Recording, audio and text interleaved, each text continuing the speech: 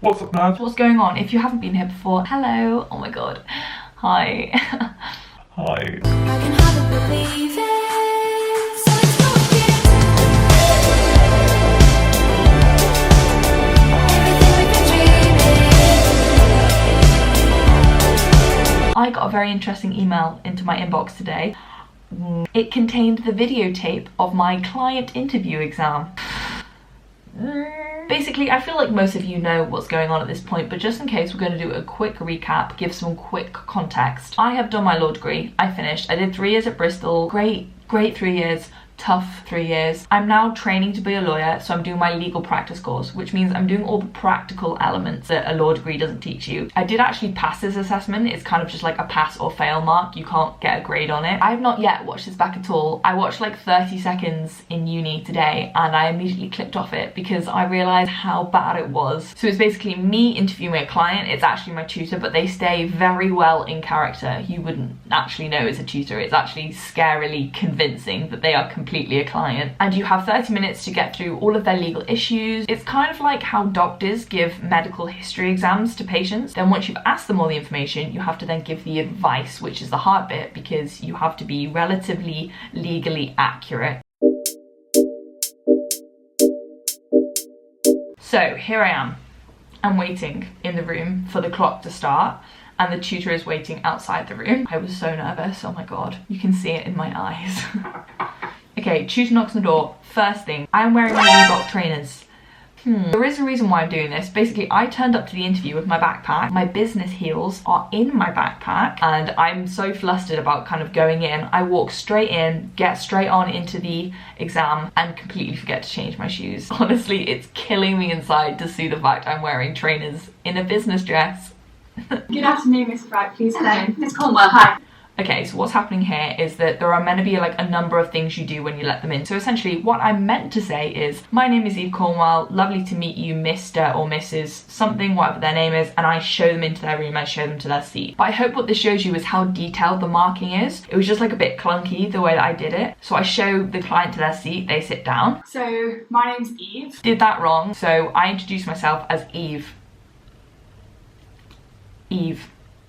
Not anything else, just Eve. Hey, it's Eve. It's Eve. It's me, Eve. It's Eve.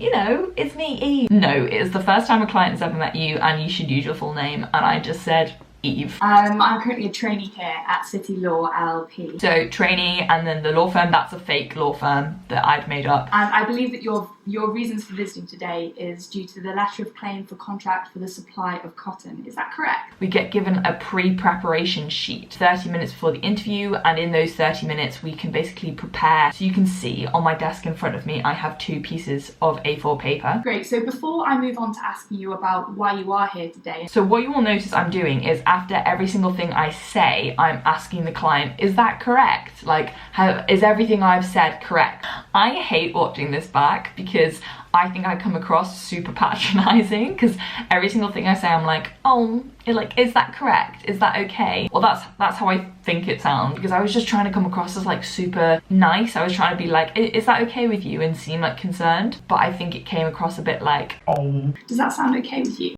First, I'm going to ask you about the issue at hand, and then I'm likely to ask some follow-up questions and then hopefully provide some advice on the matter today. I'm putting on this like really weird, like posh, but also kind of constricted voice. I'm also trying to smile as I'm talking, and it looks really strange. If we move straight on into the issue, if you could just talk me through why you're here today.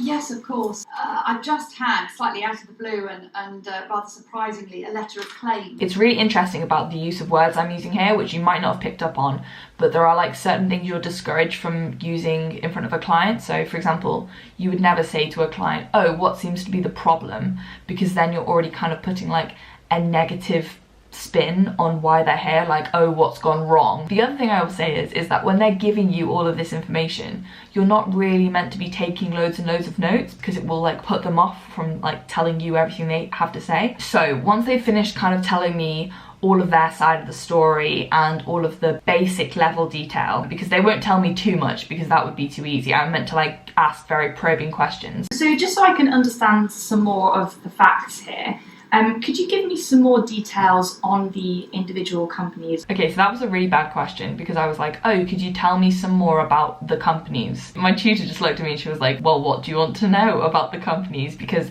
that is too vague. Like, I went way too big. I mean, what sort of details would you like? And then as soon as my tutor kind of replied to me, she was like, well, what do you want to know? I was immediately like, oh my god, that's way too broad. I need to have a much more specific question. So I was trying to think in my mind. I was like, okay, what's a way more specific question? So anything to do with your position in those companies, the current shareholders and the directors? Tell me everything you can about your company. Okay, so I think I've got a good understanding of those two companies, but moving on to the claim itself, you mentioned at the start that Green Stuff have served a letter of claim and that you have 7 days to pay.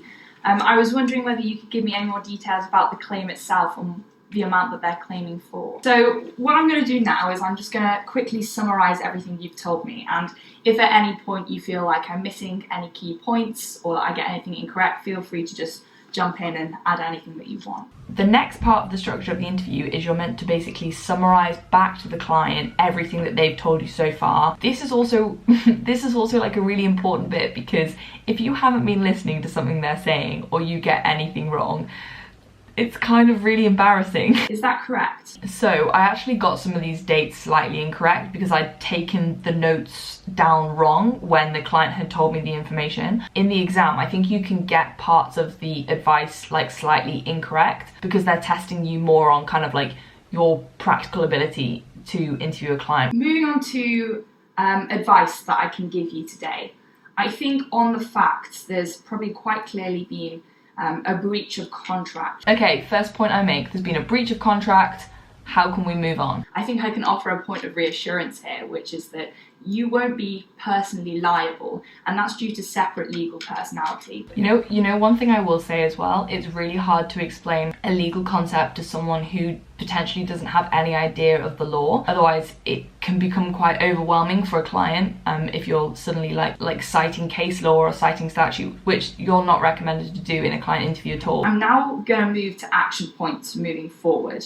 But has everything I said so far made sense? Okay, so now we move on to action points. So I've given you the legal advice, which I think answers all of the questions that you had and the issue at hand.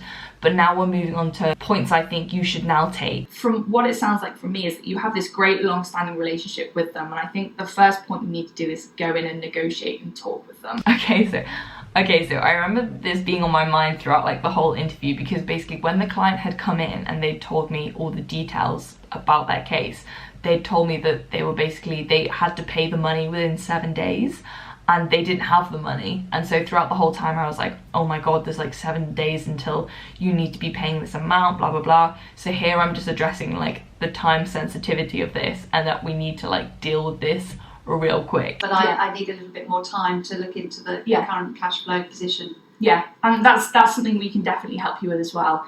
Okay, next thing I do is I set an agenda for the next meeting that we're going to have.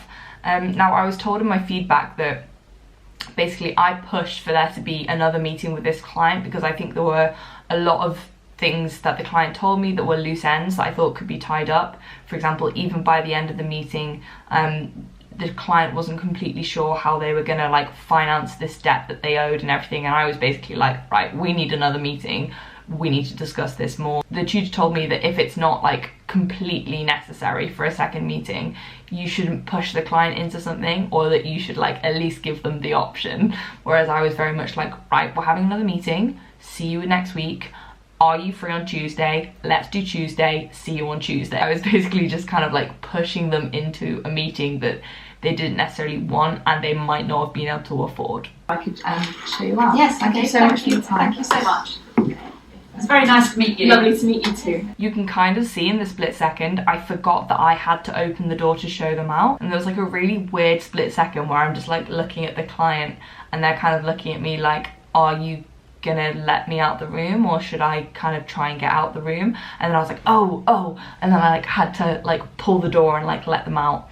So obviously went for the handshake, forgot to open the door, but then I did actually manage to open the door. But when I got my feedback, the tutor was like, you probably should have just opened the door a little bit earlier, and I was just like, Yeah, I did forget that. I just think there are formalities that I could get a lot better. There are things that I think could go a lot smoother. If you're new here, subscribe. Hopefully I'll be doing more of this thing. Follow my legal journey. That was weird, but I will see you all very soon, and thank you so much for watching. It doesn't come that easy anyway. Every time I try, it never feels the way it did at the start.